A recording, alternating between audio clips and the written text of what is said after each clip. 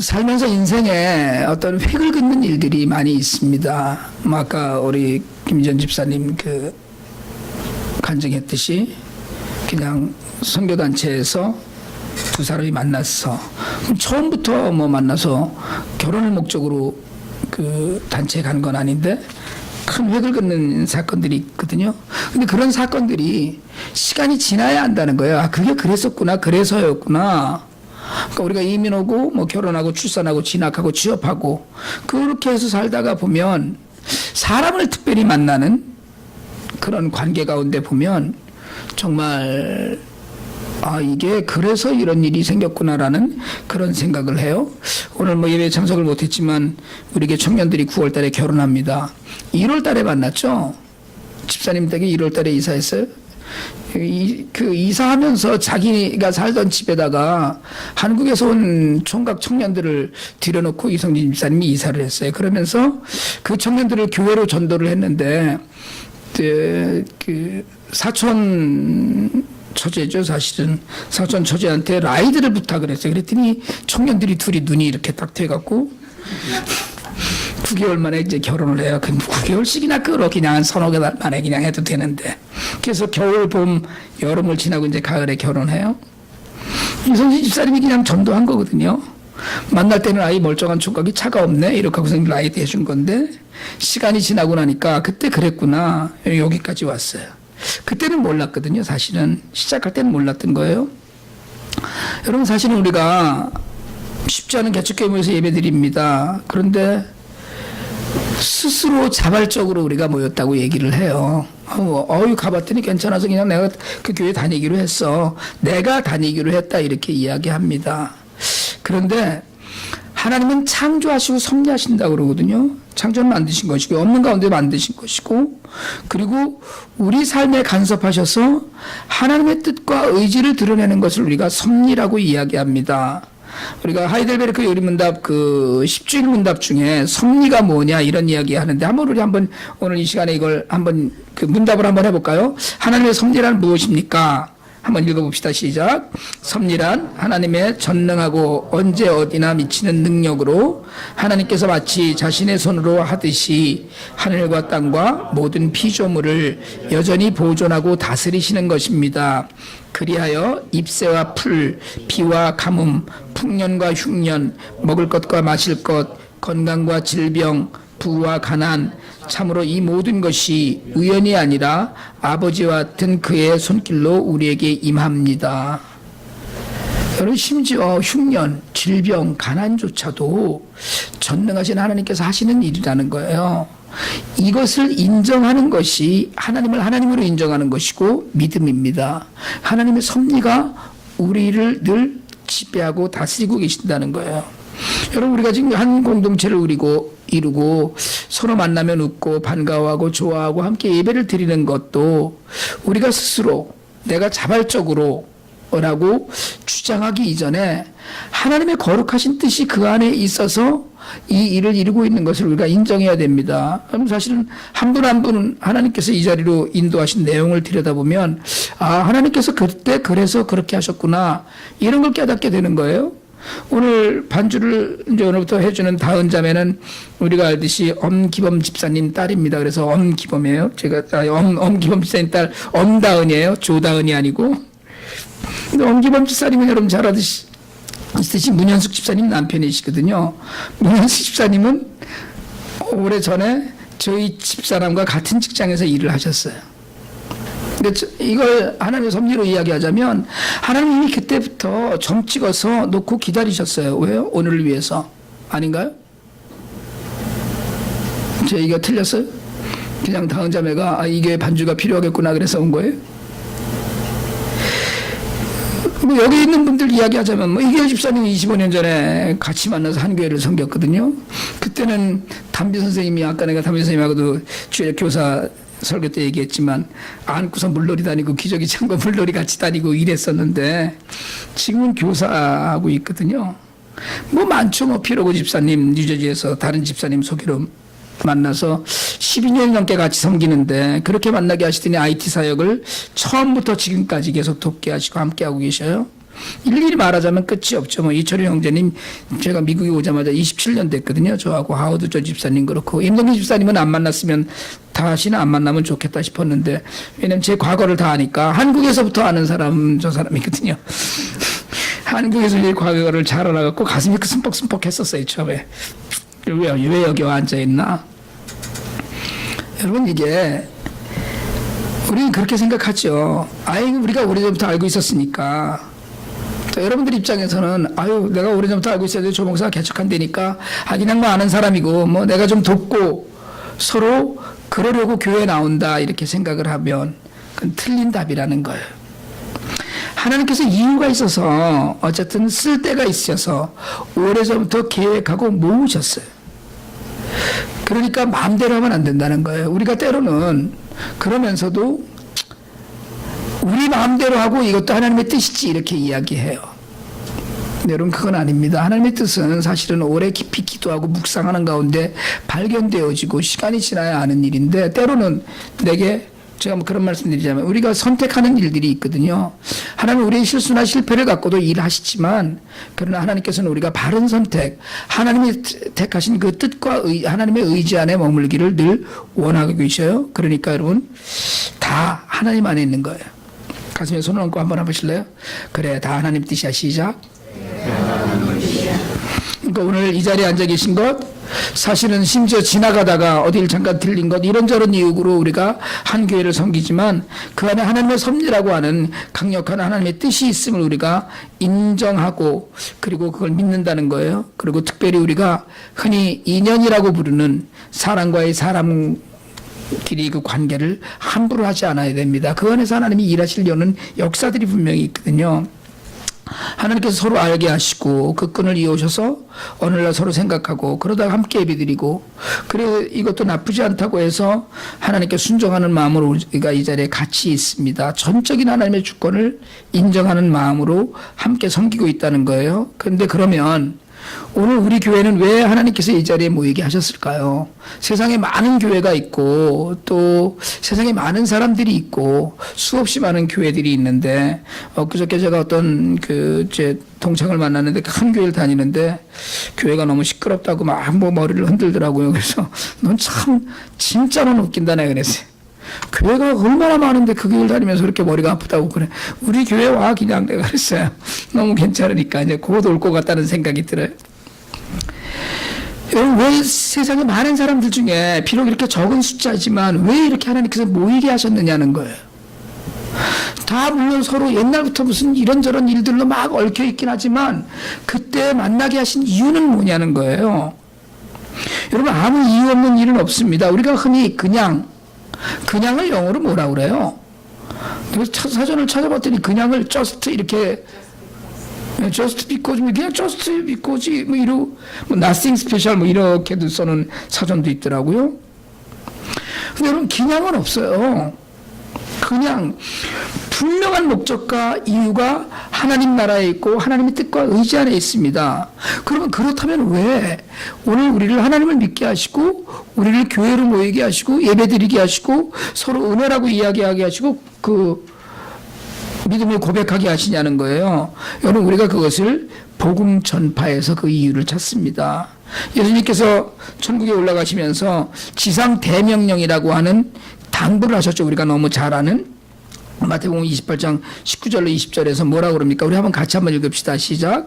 그러므로 너희는 가서 모든 민족을 제사로 삼아 아버지와 아들과 성령의 이름으로 세례를 베풀고 내가 너희에게 분부한 모든 것을 가르쳐 지키게 하라. 볼지어다 내가 세상 끝날까지 너희와 항상 함께 있으리라 하시니라. 제자들에게 하신 말씀이에요. 이것이 오늘날 우리에게 주시는 말씀이에요. 예수를 믿는 모든 사람들에게 내가 세상 끝날까지 너희와 함께 있으라는 약속을 하시면서 너희는 가서 모든 민족을 제자로 삼고 세례 주고 가르쳐서 지키게 하라고 얘기하시는 거예요. 교회 존재의 이유는 예배입니다.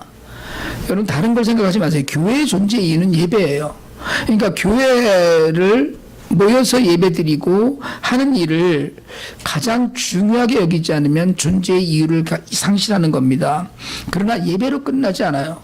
예배를 통해서 하나님 앞에 예배자로 선 사람들은 복음을 전파하는 궁극적인 사명을 가진 사람들입니다. 그러니까 우리 모두가 하나님 말씀을 전하는 사명을 갖고 있는 사람들이에요. 하나님께서 계획을 갖고 계셨어요. 그런데 이 계획이 예수님이 분부하신 그때부터가 아니고 이미 구약에서부터 이 계획에 대해서 언급하셨다는 거예요. 여러분, 복음이 뭡니까? 복음을 우리가 굿뉴스라고 하잖아요. 우리 은혜, 믿음, 사랑, 순종, 헌신 우리가 이런 단어를 기독교 안에서 교회 안에서 많이 쓰잖아요. 거기에 빠지지 않는 단어가 복음이거든요. 근데 이 복음이 구약에서 시작을 해요. 물론 아담 이후에 또 아브라함과 언약 이후에 복음은 하나님의 백성을 향한 하나님의 사랑입니다. 복음은. 근데 이 복음을 히브리어로 바사르라고 하는데 이걸 번역한 그 헬라어가 유앙겔리조마이라는 겁니다. 유앙겔리조마이는 동사거든요. 그런데 그 단어에서 유앙겔리온 복음이라는 단어가 나와요. 이게 이제 전해진다는 것인데 좋은 소식이라는 걸 우리가 얘기하는 굿뉴스라고 하고요. 가스페리라고도 하죠. 구약에서의 좋은 뉴스는 뭡니까? 구약에서의 좋은 뉴스는 출애굽이었었고요. 그리고 구체적으로 복음이 뭐다라는 걸 설명하는 좋은 뉴스가 바벨론에서 돌아오는 겁니다. 그게 이사야서가 복음의 사실은 가장 귀한 정의들을 내린 성경인데 52장 7절로 10절까지입니다. 우리 같이 한번 읽어봅시다. 좋은 소식을 전하며 평화를 공포하며 복된 소식을 가져오며 구원을 공포하며 시온을 향하여 이르기를 내 하나님이 통치하신다 하는 자의 산을 넘는 발이 어찌 그리 아름다운가. 내 파수꾼들이 소리로다. 그들이 소리 높여 일제히 노래하니 이는 여호와께서 시온으로 돌아오실 때에 그들의 눈이 마주 보리로다. 너 예루살렘의 황폐한 것들이 기쁜 소리를 내어 함께 노래할지어다. 이는 여호와께서 그의 백성을 위로하셨고 예루살렘을 구속하셨습니다.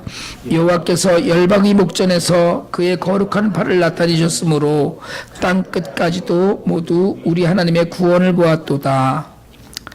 바벨론으로 나라가 완전히 망했어요. 다 포로로 잡혀갔습니다. 쉽게 얘기하자면 쓸만한 사람들은 다 잡아갔어요. 그리고 예루살렘에 남은 자들은 지쳤고 겁먹었고 소망이 없어서 절망의 끝을 붙들고 살았습니다. 다 이제 다 흩어지고 없어졌어요. 70년이 흘렀습니다. 우리 일제 36년이었잖아요. 70년이 흘렀어요. 그 두 세대가 헐찍 지났는데 그런데 하나님께서 회복을 노래하게 하셔요. 이게 복음이에요.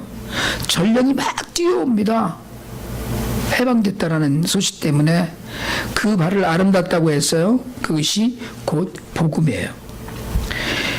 이 본문에서 이야기하는 복음은 하나님이 통치하신다는 겁니다. 첫째로는 이스라엘의 하나님, 아브라함과 야곱의 하나님께서 이제 통치하시겠다는 직접. 여러분, 하나님께서 통치하신다는 건 뭘 얘기하냐면 완전해지는 걸 이야기합니다. 그러니까 하나님께서 통치하실 때 우리가 샬롬이라고 하는 평화를 누리는 것이 그게 첫 번째입니다. 하나님의 통치의 첫 번째 특징이 샬롬이에요. 그러니까 하나님의 통치를 우리가 받고 있다면, 우리가 하나님을 믿고 있다면 우리 안에는 평안이 있어야 돼요. 불안이 아니고. 근데 우리는 늘 불안해하잖아요. 뭐가 좀 안 된다 그러고 막 이 마음에 갈등도 느끼고 하는데 하나님의 통치를 받는 첫 번째 증상 샬롬이에요. 하나님 선하신 분이거든요. 그래서 그 하나님의 선한 나라를 세워갑니다. 그리고 매였던 것을 풀고, 그리고 그 모든 것들이 속박에서 구속되었던 묶여있던 것에서 풀려나요. 자유롭게 되는 것을 이야기해요. 그래서 52장 8절에는 하나님께서 돌아오신다고 이야기해요. 돌아오신다고 이야기해요. 돌아오신다는 이야기는 뭘 얘기합니까? 떠나셨었다는 걸 이야기해요. 그러니까 이사야의 상상 속에, 환상 속에 예루살렘의 파수꾼과 복된 그 소식을 전하는 전령의 눈이 서로 마주쳤다.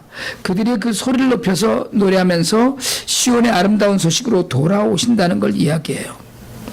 여러분, 사실은 이 말씀을 묵상을 하면서 다 허물어진 것 같고 다 다 끝난 것 같았던 우리네 인생에도 하나님께서 돌이키게 하시고 돌아오셔서 성령으로 평안하게 하시고 예수의 구원의 자리로 우리를 인도하셨다는 것을 우리가 알 수 있습니다.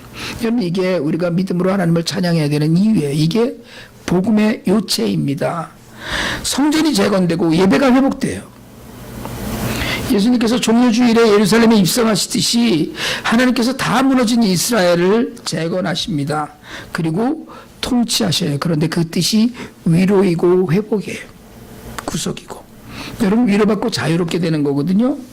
그러니까 예루살렘 도성은 우리가 이야기할 때 예루살렘을 성으로 나라로 이야기하겠지만 이것이 곧 하나님 나라의 백성을 이야기하고 그리고 교회가 성도이듯이 그래서 그 백성, 내 백성을 위로하라는 하나님의 음성이 우리의 마음을 치고 그 백성을 구원하셨다고 성경이 기록합니다. 여러 번 말씀드렸듯이 여러분, 구원, 구속이라는 리딤이라는 이야기는 사실은 경제 용어거든요. 그래서 상실이나 위험에 처한 가족과 친지를 보호하거나 대변하기 위해서 다른 가족이 희생하고 헌신하는 것으로 의미해요. 대가를 대신 지불하였다라고 이야기해요. 그래서 구속은 곧 석방이고 자유이고 회복이고 성취입니다. 출애굽이 다시 이루어지는 거예요. 여러분, 오늘날 개혁된 교회에 다시 필요한 것이 돌아오시는 하나님이에요. 여러분, 사실은 하나님이 떠난 교회가 얼마나 많은지 모릅니다. 하나님을 떠난 백성이 아니라 하나님이 떠나신, 성령이 소멸되고 성령이 떠나신 심령들이 얼마나 많은지 모릅니다. 그래서 오늘 개혁된 교회에 다시 필요한 것이 위로와 구속의 은총이라고 이야기해요. 여러분, 주님의 거룩한 발로 통치하고 구원하시는 은혜를 누리게 하셨어요. 이게 복음이에요. 오늘 우리에게 복음이 임했어요. 여러분, 진실로 이 복음 가운데 늘 머무시길 바랍니다.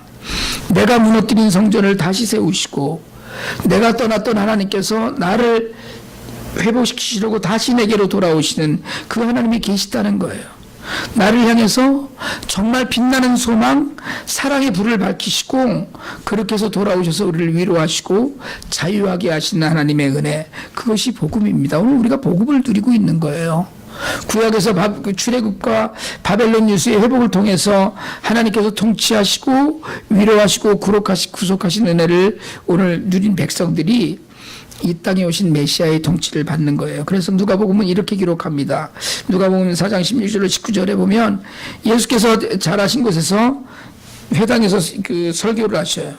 그래서 이사야의 글을 받고 읽으셔요. 18절부터 한번 읽읍시다. 주의 성령이 내게 임하여 이는 가난한 자에게 복음을 전하게 하시려고 내게 기름을 부으시고 나를 보내사 포로된 자에게 자유를, 눈먼 자에게 다시 보게 함을 전파하며 눌린 자를 자유롭게 하고 주의 은혜의 해를 전파하게 하려 하심이라 하였더라.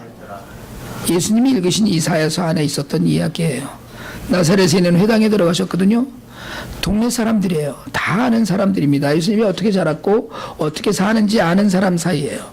거기서 성경을 읽으시고 말씀하셔요. 가난한 자에게 복음을 전하기 위해서 메시아를 보내셔요. 우리가 메시아 기름 부음 받은 자라고 하잖아요. 그래서 포로된 자에게 자유를 주고 눈먼 자를 눈뜨게 하고 그렇게 전파하고 속박받은 자를 자유롭게 해요.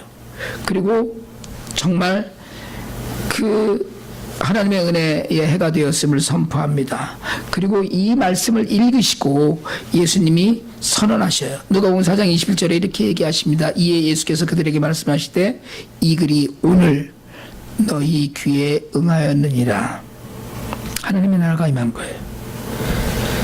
이거면 끝나는 거예요. 여러분, 끝나는 게 복음입니다. 다 끝나는 것이 이것 하나로 끝났어요. 하나님의 나라가 임했어요. 여러분, 우리 안에, 여러분 한번 가슴에 손 얹고 얘기해 보실래요? 내 안에 하나님의 나라가 있다. 시작. 내 안에 하나님의 나라가 있다. 그러면 내 안에 하나님의 나라가 있는 거예요. 이게 복음이에요. 오늘 우리가 복음 안에 있는 거거든요. 정말 여러분, 회개하고 믿음으로 하나님의 통치를 받는 이들이 하나님의 나라에 사는 사람들인데 어떤 하나님의 나라예요? 다 풀어지고 다 자유롭게 되고 다 완전해지고 다 운명에서 일어나는 그 나라가 우리에게 임하였다는 거예요. 그것이 오늘 우리에게 임하였다라고 이야기하셔요. 그리고 하나님의 나라는 계속 이어져요. 어떻게 이어집니까? 그 하나님의 통치를 받는 사람들의 삶을 통해서 이루어져요.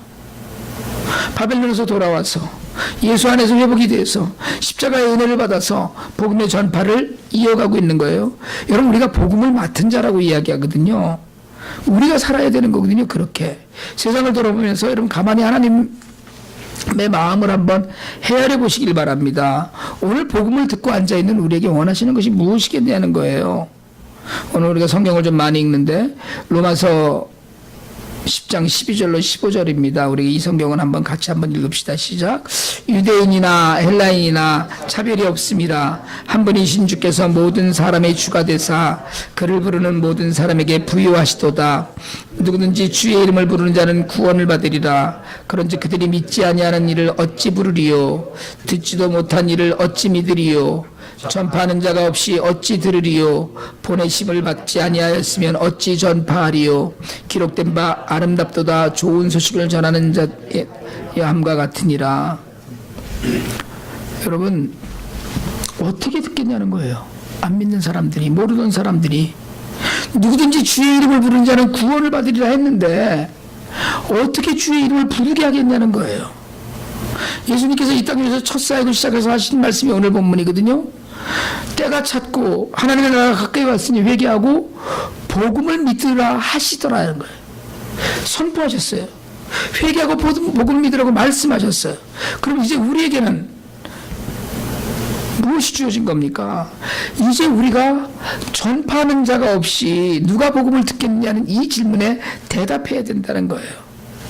서로 나서서 누가 뭐 알아서 찾아서 읽고 찾아오는 사람은 없다는 거예요. 물론 여러분, 성령께서 길 가다가 기절을 시켜서 하나님을 믿게 할 수도 있어요. 그러나 이미 그 전에 무언가 들었던 사람이어야 돼요. 그 누군가를 통해서 들어야 돼요. 알아야 됩니다. 전혀 모르고 그냥 가만히 집에서 도 닦고 앉아있다가 예수를 만나는 경우는 그건 없어요. 복음은 예수 그리스도의 이야기입니다. 그 이야기를 누가 해줘야 되는 거예요. 하나님 나라의 한 백성, 한 가족이 되어서 십자가 안에서 내가 화평을 누리고 내가 정말 구원의 기쁨과 감격을 누렸다 하는 누군가가 이 복음을 전해야 돼요. 누군가가 메신저가 되어야 되는 거예요. 아름답다 좋은 소식을 전하는 자들의 발이어라고 하는 것처럼 그렇게 전해야 될 내 복음의 사명이 있다는 거예요. 여러분, 복음을 듣는 우리가 해야 되는 일 아닙니까? 이게 알아야 전할 테니까 우리가 아는 만큼 우리가 해야 될 일 아니냐는 거예요. 복음은 윤리적인 변화라고도 합니다. 우리가 복음을 들으면 변화된다고 그러거든요. 예수 믿으면 달라져야 된다고 그러고 변화되어야 된다고 하는데 존 스토트 목사님은 이렇게 이야기했어요. 한번 그 선행으로는 구원받을 수 없지만 선행 없이도 구원받을 수는 없다고 그랬어요. 선행은 구원의 방법이 아니지만 구원의 적절하고 필수적인 증거라고 그랬어요. 구원받은 사람은 선을 행해야 되는데 그 선은 복음을 전하는 일로. 여러분, 변화가 없으면 복음도 없습니다. 우리가 변화되지 않았다면 복음을 받은 것이 아니에요. 예수를 믿는 우리가 변해서 복음을 전하지 않으면 세상은 망해요. 다 망합니다. 구원받을 사람이 없어져요. 여러분, 복음을 자랑하실 수 있길 바랍니다. 교회를 자랑하실 수 있길 바랍니다. 예수를 자랑하시길 바랍니다. 하나님 나라는 우리 모두 안에 있어요. 하나님 나라는 교회 공동체에 있습니다. 이제 오늘부터 변화된 우리 모습을 통해서 세상이 아주 하나님을 보고 하나님의 통치를 받고 그 위로와 구속의 은혜를 나누게 되길 원합니다. 우리가 아니면 복음을 전파할 사람이 없어요. 우리가 아니면 복음을 선포할 사람이 없습니다. 선포할 사람이 없습니다. 우리가 변화되고 복음을 선포하지 않으면 메시아의 복음은 전해지지 않고 사람들은 구원의 길로 오지 못해요. 복음은 변화된 우리 때문에 선포되고 전파되어야 됩니다. 나 때문에 돼야 돼요. 한번 결단하는 마음으로 옆에 분들에게 인사 한번 하실래요? 제가 전하겠습니다. 시작. 확실해요? 그럼 한 번만 더 하세요. 당신도 하세요. 아멘. 아멘.